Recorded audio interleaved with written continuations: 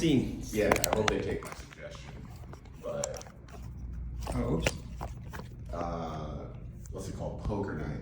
They wanted to do a poker night, and I was like, dude, make it a podcast. So that, and then while people are leaving for the stage, they come back to play poker. It's just a rotating table, and then people can talk about their sets and all that stuff, and as they're playing poker, and they're like, oh. I'm like, just please do it.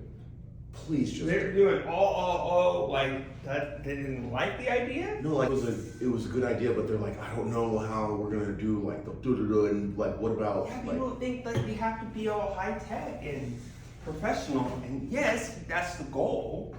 Right, But sometimes like what you got to do is start. Right. First episode it had no video; it was just audio. It's unfortunate because like In fact, I want to corporations. try to hook up a microphone and set it in the middle Okay. and have it, but don't let that interrupt your train of thought. Oh, yeah. I love my improv. I love them. Levity is corporating the soul out of us. That's the best way of putting it. It's the nicest way of putting it.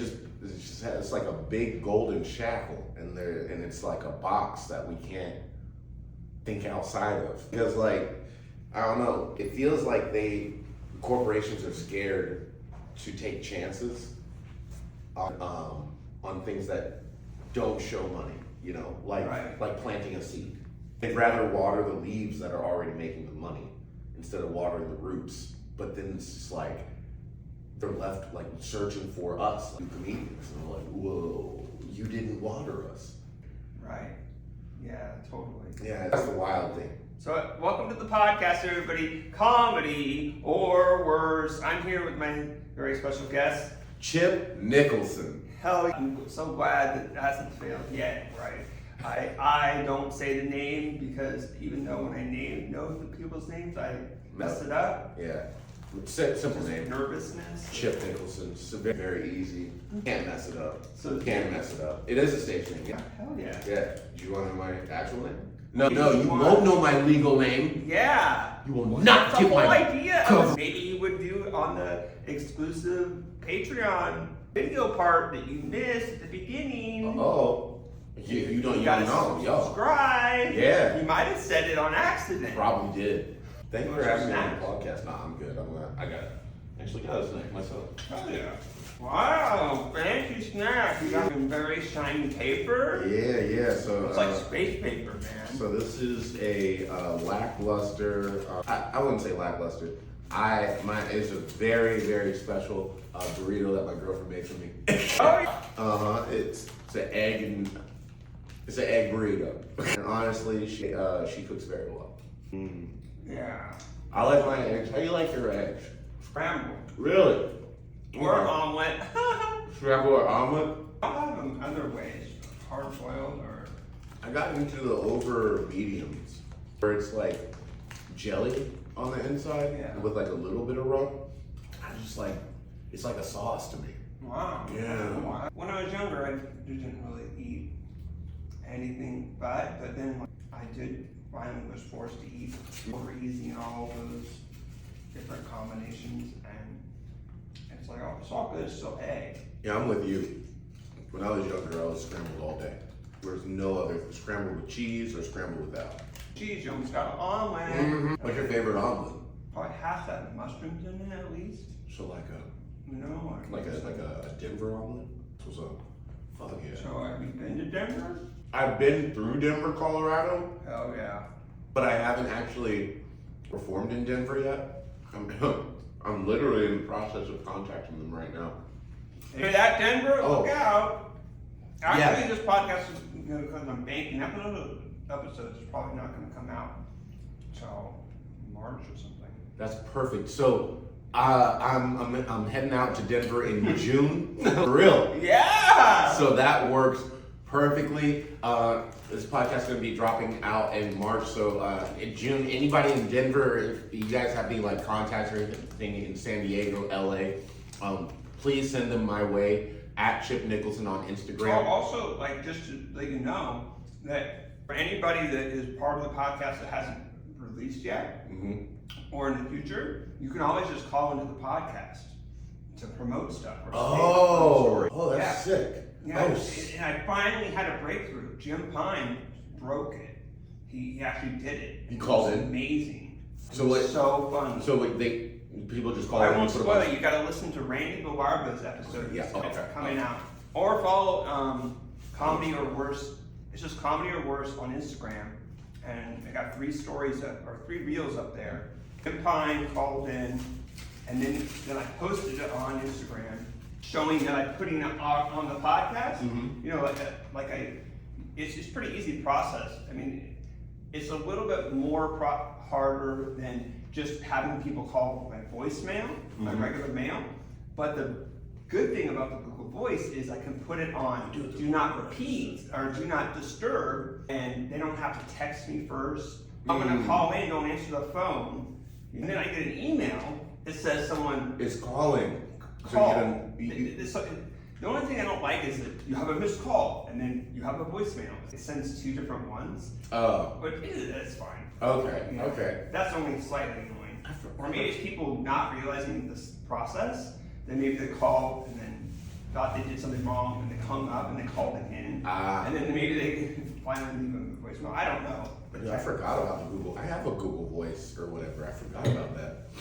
Anyway, so yeah, I'll call. Anytime you have anything, a funny story or any events you have going on, it doesn't have to be in San Diego.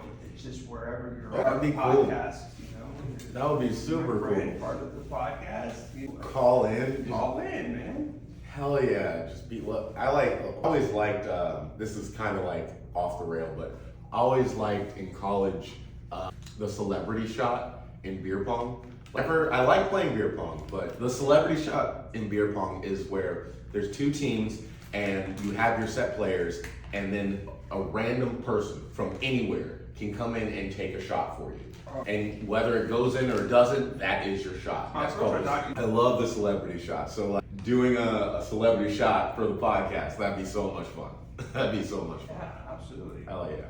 Yeah, and also you could call and have other people. It could be just like you're with a group of comedians in LA or whatever. Yeah. You know, to have them talk. It doesn't have to be each person. Oh, I only want to hear that's Chip. You know, okay, I'm gonna set this in audio stone right now, because my cousin and I record all the time, so we might call you.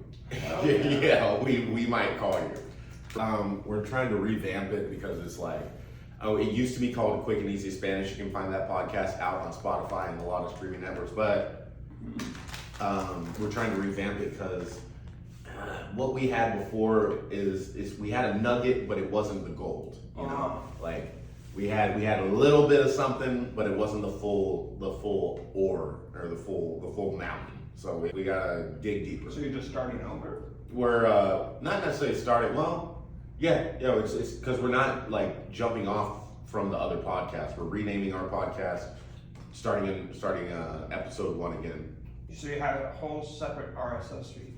I just was lazy or / brave, and the RSS feed that I've had, used to go by Aaron Trahan. Yeah. All over the internet. So I had back when Spotify, when it was just Anchor before Spotify. Right. It was an amazing audio, social media, or audio community.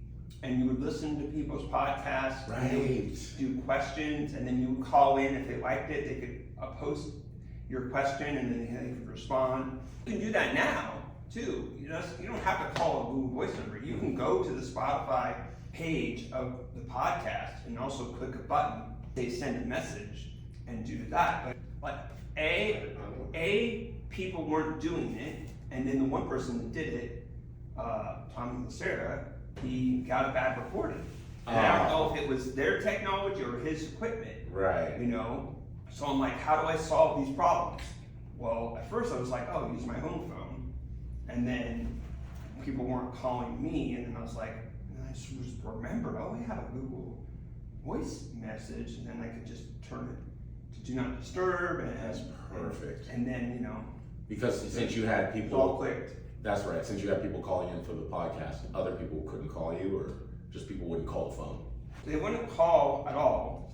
Okay. And then I was like trying to think of what are the barriers. Cause the last barrier was, oh, just text me and tell me you're gonna call, and then I'll make sure I don't answer the phone. Right.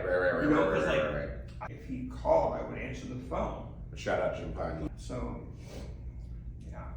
So and Okay. I don't know specifically if Jim Pine didn't do it because of that, or he just hadn't heard about it, because things take time to process, and I post about it, and then I look at the post, and I'm like, oh, I forgot this little piece. It sucks because we're not young, so and I mean that's not that old people suck with technology. What I mean is when you're young, you're in technology, you're playing with it. It's a game. It's a daily, like in high school, you're just submerged in whatever technology is coming out, and you're playing it as a game. We're learning it as it comes out. We're not playing it. Yeah, well, the thing is, with me, I got a degree in computer science. Oh my God, you lucky. So, but I got to a point where it's I know how hard writing software is, and bugs, and adding features, and all this stuff. But even though all that, I feel like user interfaces and text-to-speech and all this stuff is still way behind what it should be if we were really investing in it. We have our hands in a lot of pots right now as far as technology. It's like we're doing everything at once. We're not focusing on one thing. Why don't Randy Villarba called in, and then it did a transcript, and it butchered didn't spell his name right. He left out the B in his last name. Randy Villarba. Yeah, but I listened to it, and I heard him say that B part, right? But it doesn't. It's racist. Oh, no, not really. It doesn't. I don't know if it's racist. It just can't pick up certain letters. Accents. No accents. Yeah. No, that's fine. That's cool. Because I've noticed that with when I'm dictating, because I'll just dictate to my laptop or my phone, and if I don't talk like this, it really doesn't get it. So you really have to talk. You say that you have to talk white? You have to talk like Siri. You have to talk like Siri or an AI. I don't know if that's white. I don't know what they I don't know what they modeled that after. Oh no, I'm not trying to put words. It damn sure ain't black. I'll tell you that much. Right, exactly. I know it's not black because they would have caught it. they would understand it. I want to make sure I get to all the questions as well. So, how did you get into comedy? Oh man, I mean, so I'll do a mini long story. When I was in elementary school, my first play was Rumpelstiltskin. And I was the hunter that kills the guy at the end or whatever. And then I did plays all throughout middle school and high school. And once I got to graduated high school, Alabama, I came back out here to San Diego, and I was just like, man, I want to do more stage stuff. I just want to be on stage more. I was like, I'm literally a thespian at this point. I had my card, I was holding on to it. I have this thespian society, I need to use this. And I looked up some books and everything. They said, go do improv, take an improv class, and that'll help you with acting and everything. I was like, all right, cool. So I took an improv class, and Where did you take an improv class? It was at Liberty Station. Yeah. There was this one improv class down in Liberty Station back in the day. By the way, this was back in 2006, way back in the day.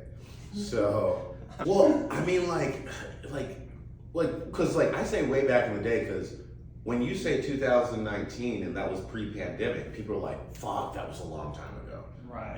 So so you say 2006. This was land before time. So, by the way, back in the day, it used to mean. It used to. It really did. I think that we need to come up with a new term because that's the oldies, the 60s, back in the days, the 80s. It did used to be the 80s. Maybe a little 90s. Because I'm a 90s kid. I was born in 87, so back in the day it was the 80s. And then two guys, it was like, I think it was like $75 a week, which I had no money to be doing that with. Like I paid that for the whole thing and everything, and then I was just like drinking milk and eating raw oats. I had no food. It was bad. I was just How many weeks did it go? I think it was like a 4-week. It was a 1 month, 4 or 5 week class. It was so much money. I was struggling. Inflation. And then two guys stopped coming to class. And I was like, that's crazy, because we already prepaid. So yeah. I'm like, dude, you guys, what are you doing? This is 70. And then they finally show up. I'm like, dude, where you guys been? What's going on? You guys are losing a lot of money. And they're like, oh no, we've been doing open mics. We've just been ditching class for open mic stand-up comedy. You should come. You'd be good at it. And I was like, nah, man, I'm already in this class. I can't pay more money for open mics. And they're like, it's free. And that's when I started comedy. Did you finish the class though? I finished the class. There you I go. know. Stay in school, finished your classes, especially you paid for it. Mm-hmm. No, I finished my class. And I'm so glad I finished that class, because it's weird. It has helped me with stand-up, and it has actually helped me with acting too. But from that class, I was able to, at the Comedy Store, we opened up our own improv group, and we started doing like improv there. And then Which Comedy Store? In La Jolla. La Jolla. When I worked down here. Well, what happened to that? It just kind of petered out. We had like 2 shows, and it just kind of petered out. It just it was hard. It was hard for, that was what it was, the scheduling, getting everyone to rehearse before and everything. That was the hard part. And we had a place, the Comedy Store. We had people, but it was just getting everyone on time.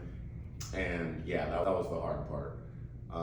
But it's helped me with stand-up, it's helped me with acting, and then I've done I've actually taught improv before. I've done a couple different classes for middle schoolers and high schoolers and stuff, and that was a lot of fun. These kids are so much fun. And then after that, but I got off track. Then I got into stand-up. My first place was Stats. Stats is here in San Diego off of Adams Avenue. It shut down, but it came back. Yeah. Yeah? Is it good? Is it good? Yeah, it's fun. It's like a mixed mic. Yes. It's great because, it's great. I love comedy, but it's nice to have music in between, maybe sometimes. Mm-hmm. Do they have the poets and stuff too, and everything? Yeah. Just lately hasn't been that many poets. Okay. That was turned into comics, I think. Oh shit! I didn't even think of that. They they come to music. See, down in San Diego, the poets or become poets comics. Go off and just go write their poetry private. I don't know. In LA, the actors become comics. It's fucking. Yeah, back in college, one thing I wasn't doing.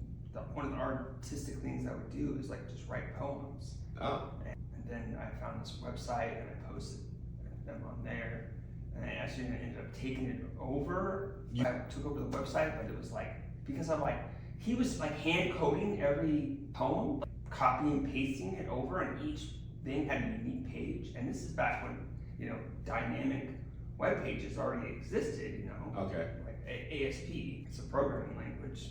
I'm gonna act like I know. Mm-hmm. So I was like, oh yeah, it used to just be a few pages. So I helped him convert it over. And then it was bad timing because even though I was trying to save him time, it was almost like I came too late because his girlfriend or wife is like, this is taking too much of your time. Oh. And then I'm like, well, I'm in school. Wow. Plus he had it's still back in the day of web rings. So there was this code that you would put in that you had to just write. And it would link. So Facebook was Friendster was going, MySpace. Wow. And Facebook was. I already said Facebook, but that was only. So what? This was 2001. Or hearing about Facebook, but it was only university could get in. So this was 1999. Let's see. This was in the 2000s. Okay. Yeah, right around Mhm. that time, yeah. Mm-hmm. Anyway, there was web rings, Wow. there's message boards and stuff, and Wow. Jesus. yeah, like you gotta look back and AOL Instant appreciate- Messenger was still a you thing gotta- back then. Even though they're evils of social media, you have to understand it's so much better than you had like a million logins, you Yeah. had all these message boards. I remember. Or you friggin' had all these emails because you would get an email reply to everything. Right. That way. Right. And you'd have like a crazy multiple inbox shit. Holy shit. Notifications off the wazoo. That's not any different from now. But still, they just apped it. Everything's in a separate app. But anyway, we're getting off topic. Oh, sorry. No, Are these also your shoes? oh yeah, this is my merch. Bro, those are cool This too. is a video, you can see it on the video. I took off my shoes, you know, to be comfortable. My feet don't stink that bad. Those are, they don't. I don't Wearing smell it. skates. So it just blends in. It was the color that picked my eye. This is my vitamin D, get it all over your body. That's dope. Or it says all over your body on the side.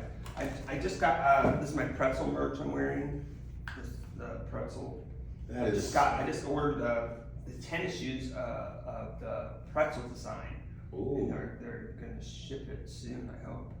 Yeah. So let's talk about your merch. What merch you got going on right now? Oh, I was gonna say if you you might want to I don't know like pretzel shoelaces.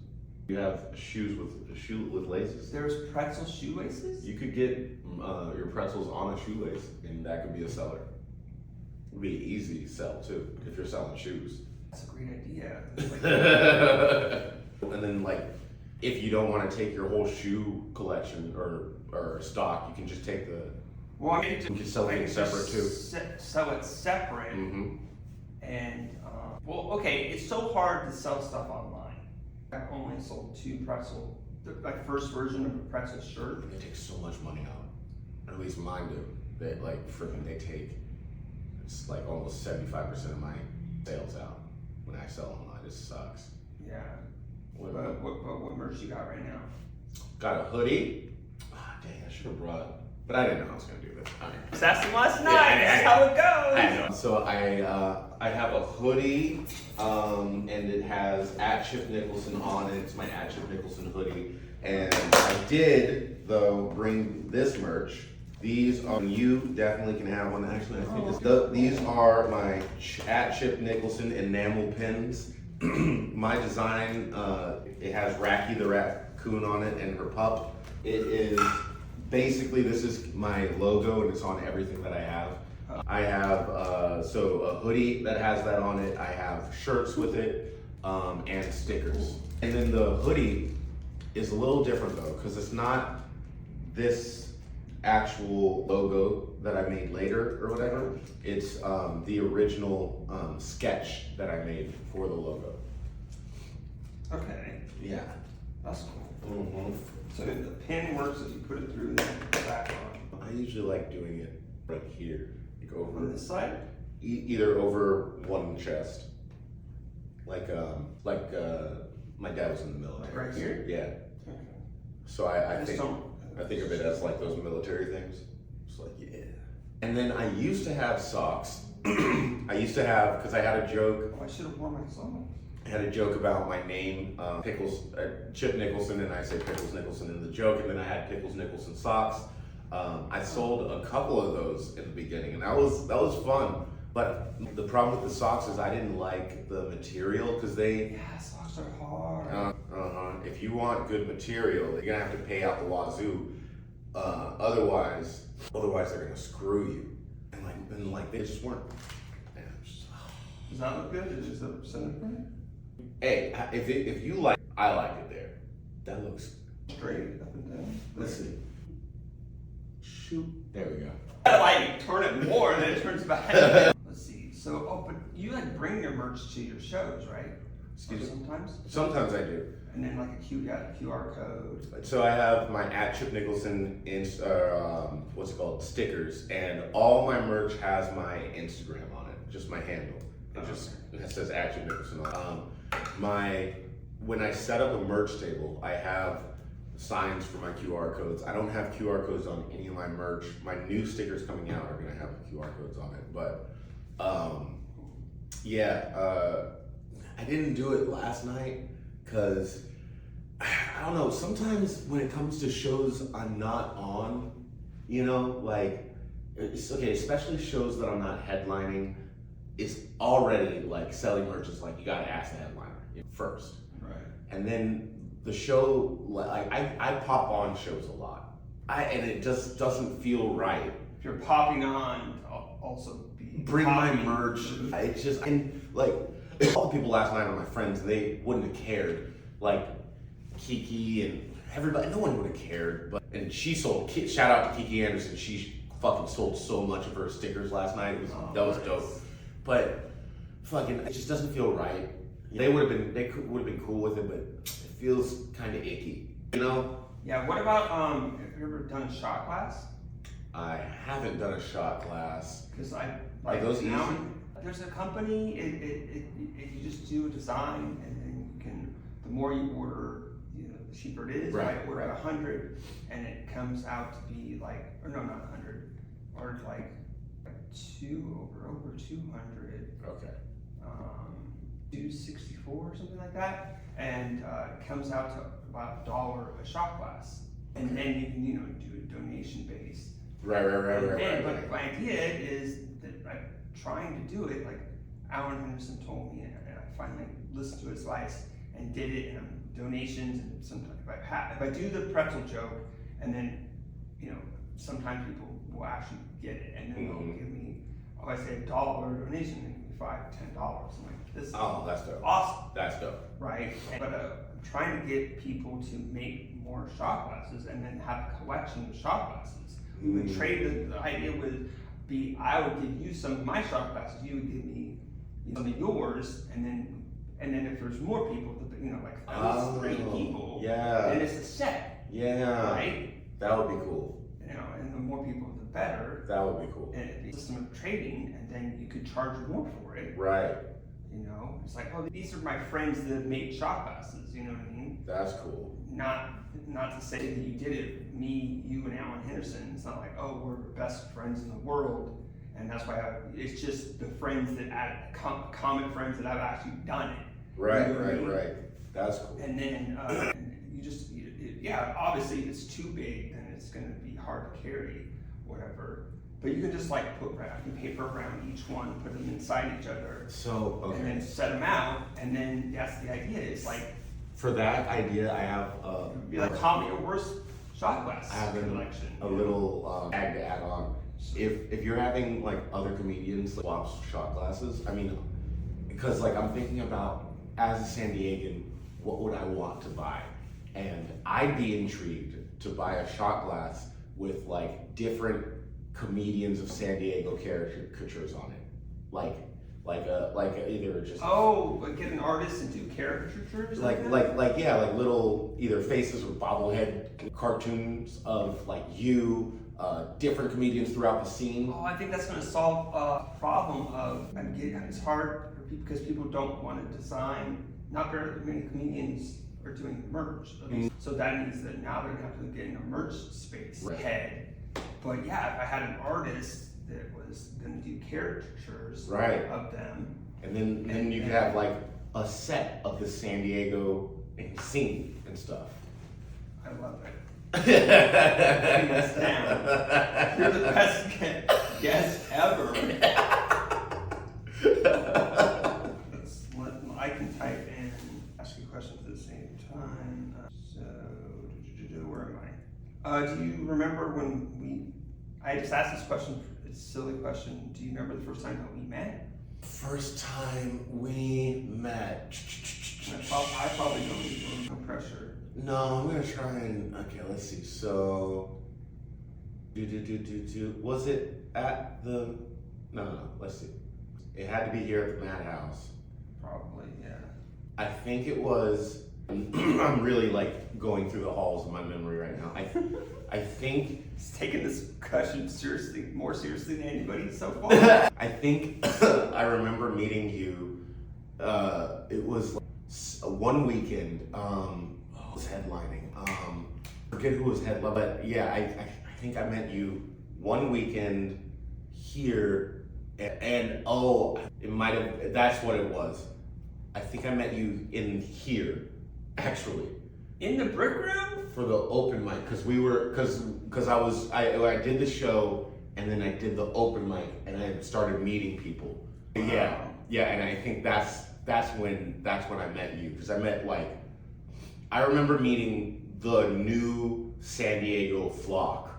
That was the thing, because I hadn't been down in a while, and then there was like a whole new flock, and So cool. I think that was had to be it was probably somewhere in 2019, probably 2021, after we all opened up.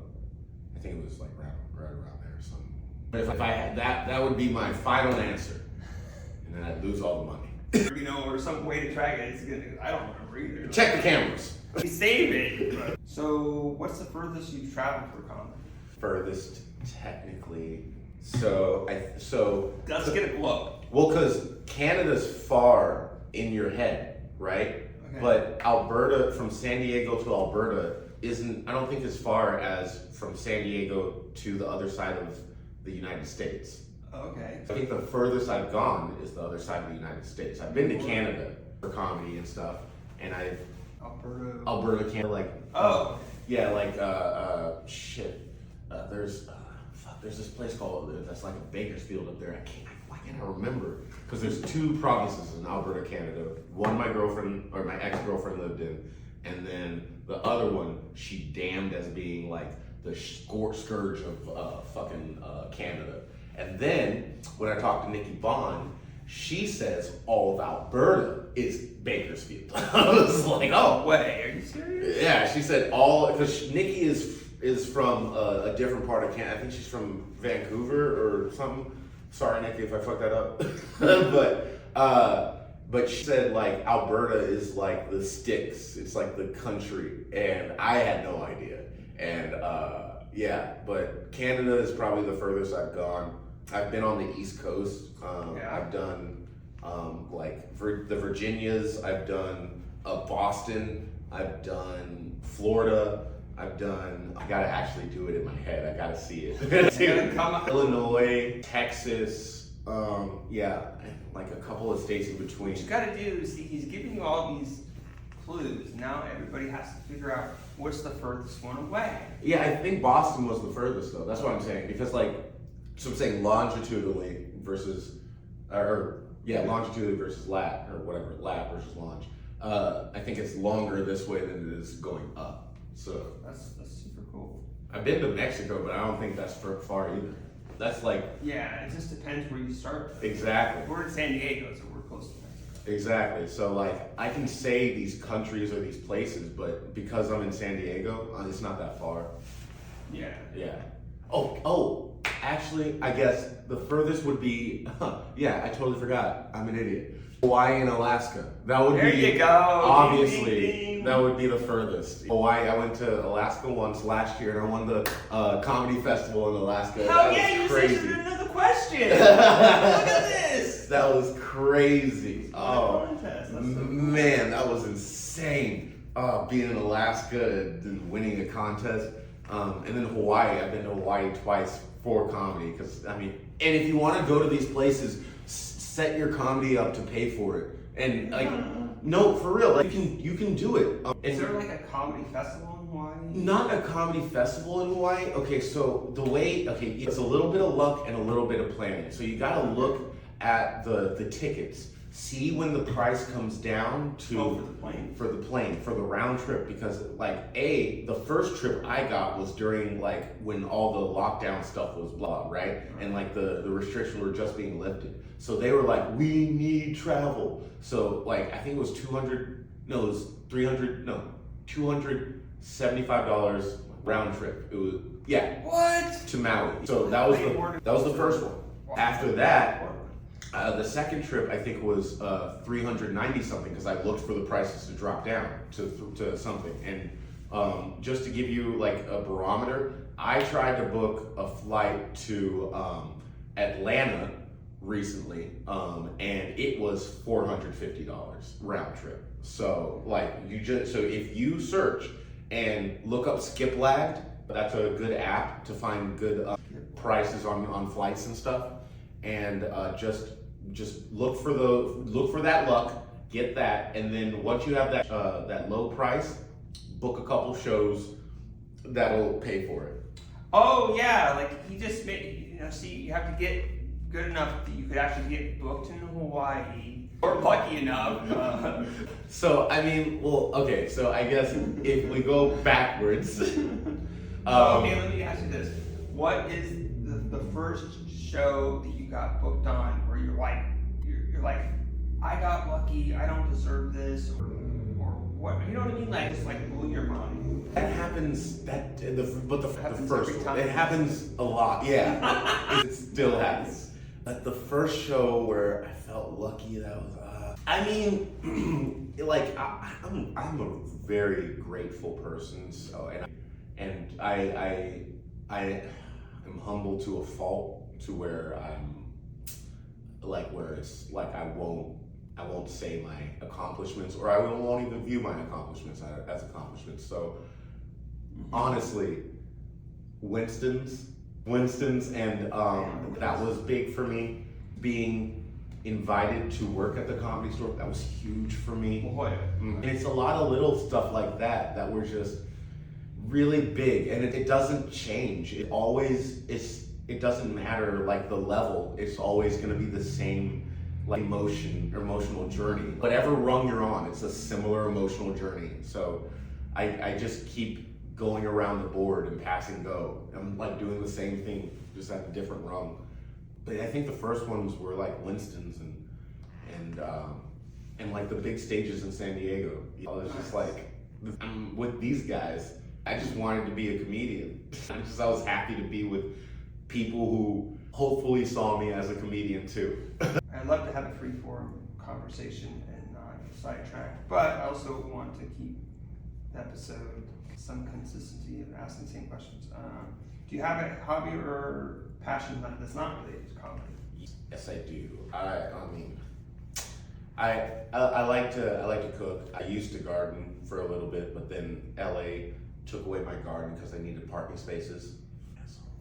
Oh, we'll get you. And then I am a black belt in Taekwondo, but as you see right now, I'm not. He's holding up a cane for the audio. Oh yes, this is a cane for the audio. I'm on a cane right now, so I can't really kick it anymore yet. But like Taekwondo, all my hobbies require my legs, and I can't really use them right now.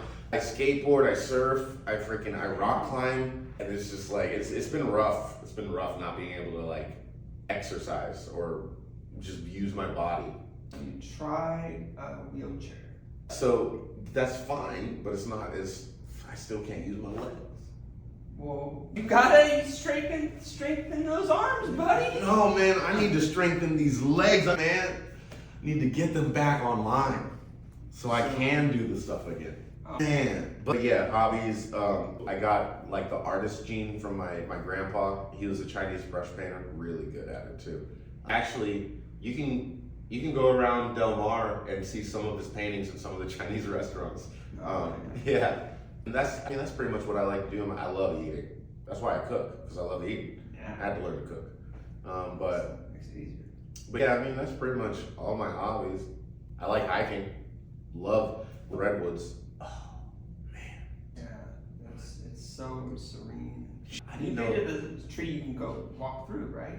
Yeah. And the biggest tree.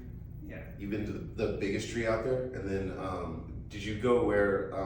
Did you go to the where the woods stop at the beach? Have you been to that I part? don't think I've been to that part. God, it's so beautiful. It's crazy. Is it? Because I grew up in Santa Rosa. Okay. We would go to the Redwoods. We were I forget what this place is. The area is called. I need a map. We need a map. We need a fucking map. But yeah, they also used to host comedy festivals up there for the weed growers up there. Yes, that's how I got introduced to the redwoods and everything. But God, like, it was crazy seeing like it was like a root as big as me coming out of the woods into the sand. Like that, I was just like, it's just all this just line of big trees and then the sand and ocean. It was beautiful. Yeah, those are my hobbies, just like outdoorsy stuff. Yeah. Do you wish that you started comedy earlier? Yeah, I think everybody does. I found one person who didn't. that didn't. I don't.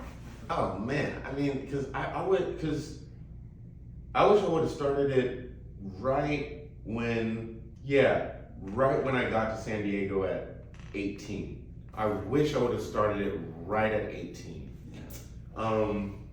The only reason I would say I'm glad I waited is because I wouldn't have been able to deal mentally and emotionally with this life, with the addiction, with the scheduling, with the heartbreak, the rejection. I don't think at 18 I would have been able to, I don't think I was mature enough to deal with it professionally and healthily. I started when I was 22, and I think that's so young. It is still young, and I'm very happy I started then. But still, like I think I would have started at 18. I think I would have broke myself. Yeah, but I always wish I would have started younger because like more time. You know, in practice, you would have been a little like I would have been what a couple years better, 3-4 years better. It would have been great. But so when you were starting, who were the people that already was like the local scene? Jesse Egan, he was a big guy. Billy Bonnell, Zoltan Kazas, those were like the top in the scene at the time. Those were the absolute top. Bob Hansen also. I want to say Mike Vinn a little bit. He was very influential, but he wasn't necessarily on the caliber of a Zoltan or a Billy Bonnell, but he was very influential back in the day. Shout out to all of you guys, love you. But yeah, I think I would say those are the top ones. And then what? So I guess the Comedy Store of La Jolla, you consider your home club?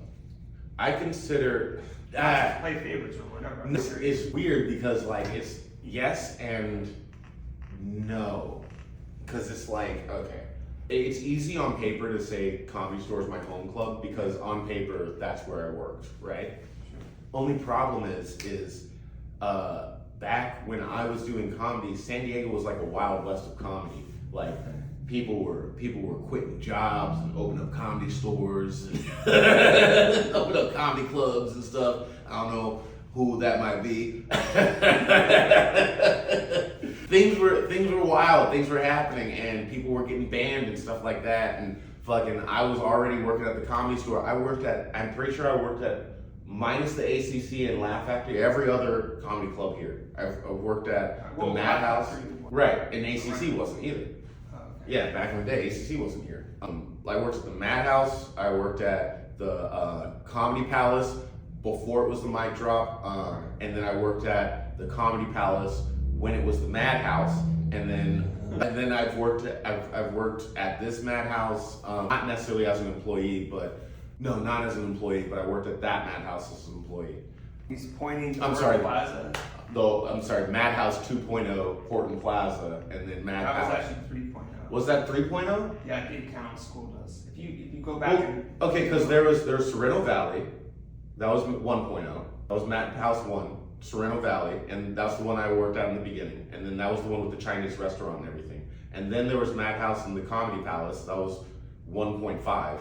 No, that's 2. You call it 2? Well, Dade County, according to Dade County, it's probably 2. I call it 1.5 because it was the Comedy Palace. We were under like the Armenian guys and stuff with all the stuff. It wasn't really like ours. Take it out. Unless I'm remembering wrong. Yeah, okay, so, hey. Number systems might. Dave has his metrics. I call it Comedy Palace 1, Comedy Palace 1.5 out of the, Madhouse 1, Madhouse 1.5 out of the Comedy Palace, Madhouse 2 out of the Horton Plaza, and then Madhouse 3 down here out of, what is this, the cafe, what it used to be?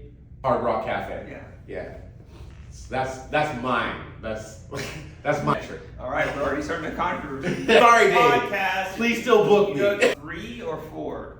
That's your 3, dude. homework. No, come on, comedy. Rule of threes. This is 3. Oh, so what are your goals in comedy? So I want to get. I have it written down, but I want to get. I have 4 down specials, but I definitely want more than that. But You have 4 specials? I want to do 4 specials. Oh, my God. I thought I had a lot of homework to do. No. I want to. I make things really hard on myself because I'm really hard-headed. So I want to do 4 more specials, but I don't consider something a special until you've done an album. So I feel like 2 albums make a special. You take 2 of those albums, put them together, take the best jokes out of those. That is going to be your special, and then you film that. I don't like how comedians, or what it's like nowadays, where people are like, I filmed a TikTok and that's my special. All right, well, yeah, all right. It's not special, is it? Nothing. It's not. It's like, I mean, it's so oversaturated. Nothing special. So I kind of want to make my special special. I want to put a lot of hard work into it, and I want it to be polished. So that's my goal for like at least comedy and stuff. So basically 2, 4, 6, 8, that's 8 comedy albums, 4 specials, right? Okay. And then outside of comedy, I do want to act, be in movies and television. The more I get into this stuff, it's rough though, because I don't necessarily have a show that I want to do. My show, the Chip Nicholson show, I don't really have that. I always, yeah, right. Oh, sorry, but I don't know. Like in my head, I always just kind of wanted to be on those like shows that I saw growing up, like the Fresh Prince of Bel-Air and the Jamie Foxx show, and like all these sitcom shows and stuff that like were funny to me, and like it looks like. I have an idea. What if you do a parody sketch? Oh, a parody sketch of a sitcom show? Yeah, like, it doesn't have, it's yours in the fact that it comes from your brain and you're getting the people together to help you with it. Maybe you're writing it, Okay. hopefully at least. But do you ever do sketches? Tons of sketches. At least I perform on tons of sketches. I've written I'd say a handful of sketches. Sorry, I got the hiccups. I've written a handful of sketches. I have a pilot that I'm writing right now, and that all sounds great. It sounds great. It's Like ads or parody ads or ads for other people. Like, what do you mean? Would you want to record an ad to help me sell merch? Yes. Hell yes. Absolutely. This is how we do it. Absolutely. Networking. Absolutely. But yeah, I definitely want to get into acting. Like, the life I kind of want to model, and it's not exact, but people like Jamie Foxx, where they're an actor and a respected comedian. You know what I'm saying? Like that's kind of where I want to be at. I want to be a respected actor. In the acting community, it's like, oh no, he's great. And then in the comedy community, it's like, oh no, he's still great. We know he acts, but no, he's. Yeah, you want some fans to be like, you do a drama and then they're like, oh, you're so good in it. And they're like, wait, he does comedy too? Yeah. What?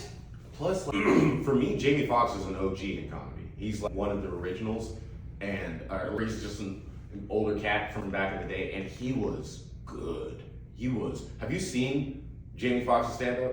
Oh my God. Like, it was incredible, but he was like a black, watered-down Robin Williams. It was like so much. And I want to be somewhere along that route. Just like comedy first though, acting second. The way this is looking though, it's like, it seems like acting always pushes comedy to the side, Yeah. which is a battle I'm gonna have to figure out. Sounds sweet. So what is your favorite joke? It could be Anybody's joke. Fuck. Or you can just say a random joke that pops into your head when I said favorite joke. Okay, You can always well, change your answer. okay, or you so- can skip. So right now, I'm not gonna call this my favorite joke, but the joke that made me laugh out loud recently was Mike Falzone's. So he was, and I'm gonna butcher it, and I'm sorry, but No, this is part of the podcast. This is the worst part. okay. So he was out of state story goes something like this. He was out of state in Seattle or whatever, and It was a beautiful, serene, quiet day. Everybody was very respectful, and he was having the time of his life because he was away from home, everything. Oh, just so peaceful. All of a sudden, the homeless lady goes, "Fat boy walking!" And normally, he would like retort, or he would be like, she's just fucking lying, whatever, she doesn't know what she's talking about. But why would a homeless lie? That is my favorite lie. She had no reason to lie, and that is my favorite lie. No reason to lie. Super cool. You have a favorite fan interaction? Favorite fan interaction? It could be either way, like you being a fan of someone else or someone being a fan of you. Let's see. Yes. So, yes. I was mind work. I was Listen to it. I was in LA, and Rita, shout out to Rita the Booker. Thank you so much for all the opportunities you've given me so far. Shout out. Rita asked if I wanted to host the open mic, and this was the first time I ever hosted the open mic. And just to clue in our ignorant listeners, Rita wanted you to host an open mic at where? At the Hollywood Improv in Los Angeles, California, on Melrose. And I was like, I was freaking out. I was nervous and stuff. I was like, this is the first freaking open mic, and this is the open mic that I used to go on and hope to get on, and now I'm hosting it. I was so excited, and then I'm in the middle of the open mic, right? All week I was nervous, but we're in the middle of the open mic. Things are going well. I got a flow. People are laughing at the little mini quips I have in between, and it's good. I'm fine, and all of a sudden someone pulls me aside and says, "Dave Chappelle just walked in the building. He wants to get on the open mic." And I was like, whoa. Like Dave Chappelle. Dave, not a prank. I'm recording again. Okay. So, okay, make sure we know where we're at. Okay, so, Dave Chappelle. So, they were like, Dave Chappelle is down the hall, and they started leading me down the hall to go get Dave Chappelle. And so I go down the hall, take a left, he's looking at the sheet with all the comedians on it, right outside the main room. And it's not like you don't know who he is.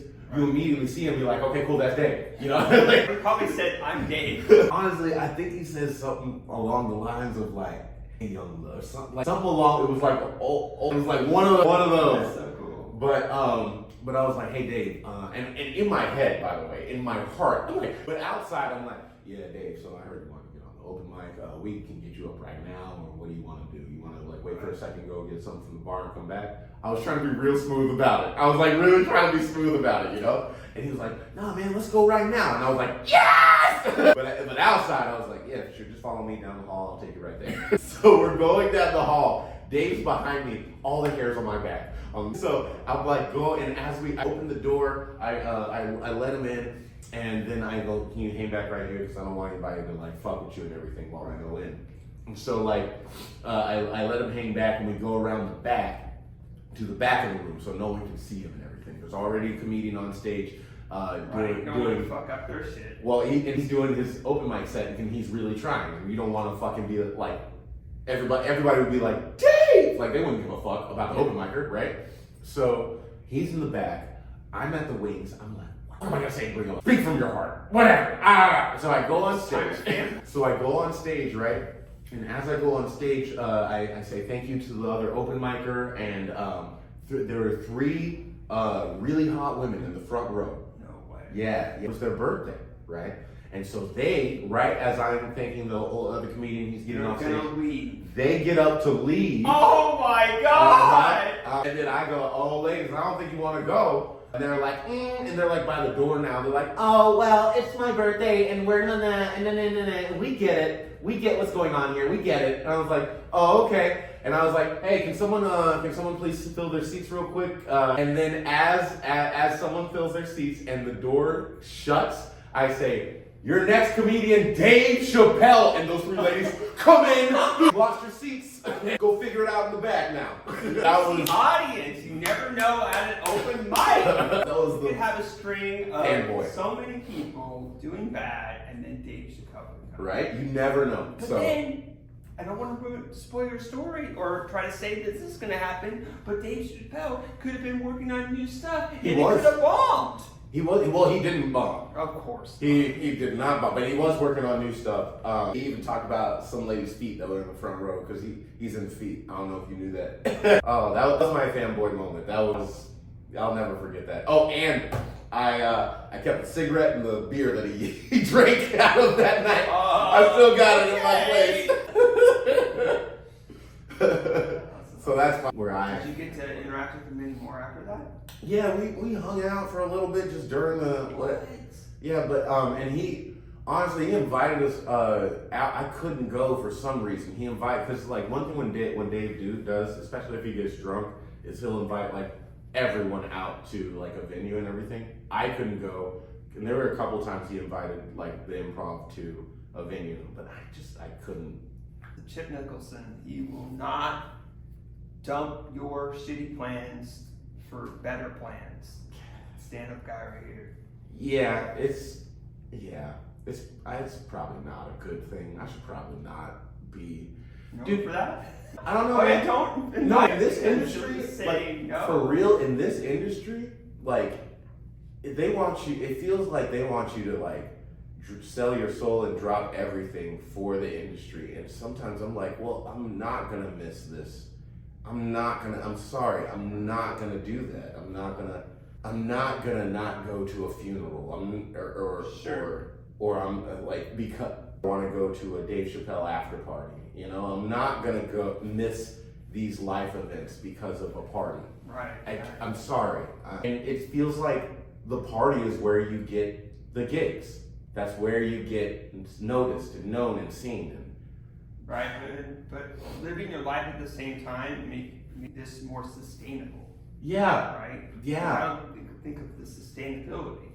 That's really what the path. Working on merch and all this other stuff, supplemental income, having a podcast with Patreon that has 0 subscribers, that one day will have perhaps maybe $500 a month. Yeah, because fucking partying ain't sustainable for me. Yeah. Not for me. Some people can do it. I'm not someone who can party like that. Exactly. I don't know where to go from here except ask another question. Where's your favorite place to do comedy? It doesn't have to be all time, just right now. Oh, right now. I was gonna say all time. All time would be Reds, Pacific Beach, old, yeah. All these things that are gone. Yep, it's gone now. Wish I would have started. When I remember thinking to myself, one day I'm gonna film my special here. It's gone. That was my favorite place. Recently, oh yeah, honestly, it was like last night was fucking here at the Madhouse. Last night was just. Which one? First shows that was sold out. Oh, they were just. I was like, hey, how you guys doing? Just great. Like, it was butter, dude. Like, oh my god. And then before that, I would say at Mic Drop, because I did the Kenan Thompson Presents showcase, and that audience was really, really good. That was a good one. That felt like there's a couple times where you get an audience laugh that is audibly like louder than laughs that you've gotten before, and it resets your laugh barometer to where when you get a good laugh, like a laugh that you're used to that's good, now it's bad, you know? Right, yeah, exactly. Those like comedy or Mic Drop in this place just reset my laugh barometer. I feel like I need to like practice more right now personally to be able to have jokes so down and memorized where I can. I've watched people crush and I've heard about people crushing is that yes, you want to let the jokes breathe in between each other and let them people. But when you're crushing, you're are laughing at this joke or this part of a joke, and then you keep going, and now they're laughing. You know what I mean? Like people are laughing at different parts of it, like either the first part you were just on, and you haven't caught up, or the joke before, and it's just this crescendo build. And after a while, they don't even know what they're laughing at. Yeah, they're just laughing, and then people are just laughing. I don't know how, it's hard to describe. No, I know exactly what you're talking about. I mean, but yeah, that's right. For me, I feel like now the next step is to just know it so well that I can just shoot the audience, just keep going. I don't even feel like I'm close to crushing yet. Like that, what you just described? Well, no, I'm saying that I'm on the verge of being able to crush. I'm saying I want to start working that muscle. That when I do, and then also, you just, after a while, either your style or your writing is better, or you're finding your voice more, and that you can, or you're having newer jokes, right? So you're losing time sometimes, or you have to go back and rewrite stuff. Right. Like you were saying last night, right? There's I have to mature my jokes, because I have a lot of jokes that I wrote when I was 22, and I'm 36 now. I'm not, like, I used to drink. I don't drink anymore. So a lot of things changed, and I'm just like, some of these jokes need to be brought up to speed and matured. So yeah, there's a lot of jokes that like, for instance, there's a joke that I did last night, and all I did is, it's a joke about my mom and her basically threatening me with a punishment. And back in the day, her just threatening me with the punishment was good enough. It got the laugh. Right. But now recently I've had to add this tag onto it, where it's like I say her punishment, and then I say, oh yeah, my mom sounds like E40 when she gets mad. And that's when people start laughing now. Like, it's like, ha ha, ha ha ha. And it's like, I had to bring all my jokes up to a speed. But yeah, it's a fun process, because like, the puzzle is alive. The puzzle is alive, and you're having to piece it together as you grow and it grows. Like, that's what I'm about. Yeah, and I'm sure there's times where you just think of something in the moment. Like last night at open mic, I was like, oh, punch through oxygen. Have you heard my joke about that? I'll just butcher it right now. I'll just say it real fast. It's gonna be hella hilarious. Hang around other comedians. It's really fun hanging around other comedians. Sometimes hanging out. And sometimes we talk about drugs. This one comic's like, have you ever hit pure oxygen? And then in the moment, this is a real thing, I say, yeah, but I didn't do this part, I said, yeah, but my hand went right through it. That's great. But on stage now, I make the motion of my hand went right through it. And last night, I was like, oh yeah, it was so fun. Like, he's like, oh, that's a good one. You just came up with that out of thin air. That's great. And I'm like, hell yeah, I love this guy. He loves puns too. That's great. Even though that part's a lie, Yeah. He did like that. Nate Robertson Jr., I'm sure you know. Yeah. He had said it to me. Okay. My hand just goes right through. Yeah. That just makes me think of a DV case. Domestic violence. Just goes straight through it. Yeah, then you probably would kill somebody if your hand goes straight through. A lot of these, but let's not skip any. So what's like the biggest audience you think you perform for? You counted each head, and you're like, the biggest. Have to be exact. Well, the biggest audience was like, I think it was like 1,000 or something. Damn. Because it was at a music comedy festival, and it was outdoor. So nice. What festival? Dirty Bird Camp Out. Oh yeah. Dirty Bird Camp Out. Or no, this one was Dirty Bird Camp in Florida. But yeah, that was crazy. And the one thing I realized, and I heard this from other comedians too, but I got to practice it when I was like on that stage. But when you tell a joke for that many people, you gotta wait for the back of the room's laugh to hit you. The laugh goes, it's weird. It's almost like you can see it, because it goes, ha ha ha ha. And before you start that next joke, you gotta pause a little bit. The timing has to be a little bit longer, because you gotta wait, because otherwise the people in the back are just hearing the joke while you're on the new one. Yeah, and the crowd will drown out. Well, it also depends on how the speaker system's set up, right? But to some degree, right? The speed of sound is only so fast. The way the laughs roll, they will. Right, I get you, but they're just trying to think as a scientist here. Okay. say that the speed of sound is way faster than light. Okay. Right? And you send the electrical signal through the speakers. I guess the speaker still has to translate that, so that also causes a delay. So it's not going the speed of light, it's also having to go to that speaker. So if you had speakers in the back. what you're thinking of is like like an indoor. That would be easier. Or if they had speakers all the way around. This is like a stadium, like with the speakers. It's just not practical, probably. Yeah, so it's set up for DJs. That's what the whole thing was set up for. So you had these big speakers on the stage shooting out.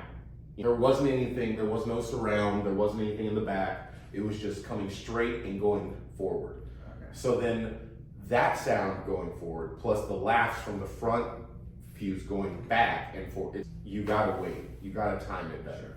Because otherwise, the people, like all the way, the thousandth person in the back, they're not getting your joke the same time the person in the front is getting your joke. Yeah, because it's only using the speed of sound. And that was a fun, because you really will step on your punchline, and you'll hear it. You'll start hearing the murmurs from the back, and then the murmurs grow to the front. But you gotta like wait for your joke to hit ha ha ha ha ha, and just trust it, and then start the next joke, let it hit. That's cool. That was fun. What's the worst thing about comedy right now?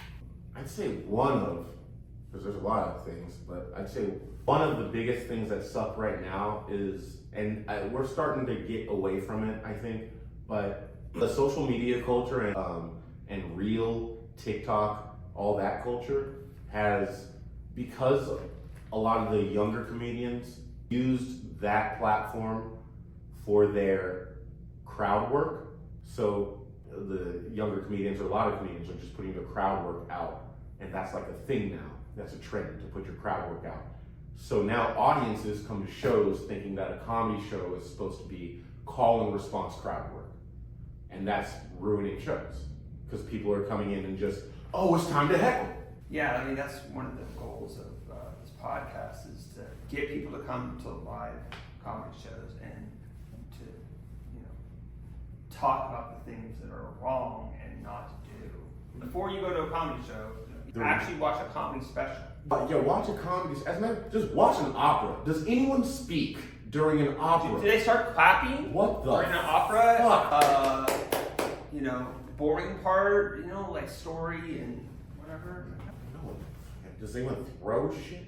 Well, actually, yeah, they have throw shit now. But still, I think that's one of the biggest things that perturbs me really in this scene, is that that online social media is teaching audiences to be bad audiences. Right. I would say that I think what people need to start doing is also record the crowd work that people are doing that. Say that again? So what you should do is, you record your stuff. You start doing reels of people acting at the wrong time. But the teaching moment. I mean, see, that's the problem though. People see people doing something bad and like, You're right. So then now, don't do that. oh, cool. Or on the inside, you're doing, and then it wouldn't even shut the people down that would normally be shut down. It's like, no, I've seen this on also. This is what we do, right? It's an inside joke. Yeah. Because people are it's weird, but people want to support. I think that's where it comes from, and they want to be a part of it. And so they think they're helping. They think they're helping. They think they found the key, or they found a secret that no one else in the audience knows, and now they can play along with the comedian. It's like, bruh, just sit there and laugh. Please, just listen, and that's all we're asking. Just listen and laugh. If we ask you a question, absolutely respond. Other than that, shut the fuck up. So unfortunately, there's only limited time to record these, so we're going to start wrapping up. But is there anything you want to talk about? Let's see, I have a couple of shows coming up. Please check my website, chipnicholson.com, or at Chip Nicholson across all social media. You can find not only my merch store, but also all the shows that I have coming up in the future and like presently right now, like in the next like day and week. But I mean, this is gonna come up. In June, look for me in Colorado, and then I'm going to be doing the Comedy Fest up in Temecula. And I have a couple other festivals that I'm doing this year, so watch me on the road for that. Well, thank you so much for doing the podcast. Comedy or worse. Comedy. Are we doing that at the same time? Yeah, ready? Comedy or worse. Oh, that was beautiful. You gotta watch the video version to get the full effect. Thanks again, everybody. Let's say bye. Bye.